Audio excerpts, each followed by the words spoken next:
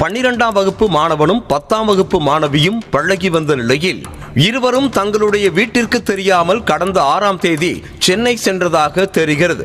இந்த நிலையில் மகளை காணவில்லை என சிறுமியின் பெற்றோர் ஆரோவில் காவல் நிலையத்தில் புகார் அளித்தனர். பின்னர் சென்னையில் இருந்து திரும்பிய இருவரும் இரவில் மன்னார்சாமி கோவில் அருகே இருசக்கர வாகனத்தில் வந்தபோது பிரம்மதேசம் காவல் நிலைய காவலர் இளங்கோ என்பவர் இருவரையும் நிறுத்தி விசாரணை மேற்கொண்டார்.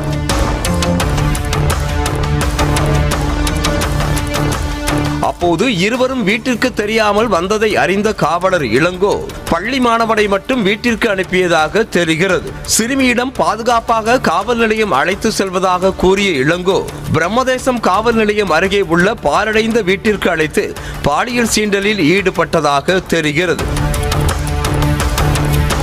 பின்னர் அதிகாலையில் சிறுமியின் வீட்டிற்கு சென்று பெற்றோரிடம் ஒப்படைத்த காவலர் இளங்கோ எதுவும் நடக்காததைப் போல அங்கிருந்து சென்றிருக்கிறார். பின்னர் காவலர் பாலியல் சீண்டலில் ஈடுபட்டதை சிறுமி தனது பெற்றோரிடம் கூறியிருக்கிறார். இதை கேட்டு அதிர்ச்சியில் உறைந்த பெற்றோர் சம்பவம் குறித்து ஆரோவில் காவல் நிலையத்தில் புகார் அளித்தனர். புகாரின் பேரில் வழக்கு பதிவு செய்த திண்டிவனம் மகளிர் போலீசார் காவலர் இளங்கோவை விசாரித்து போக்சோ சட்டத்தின் கீழ் கைது செய்தனர்.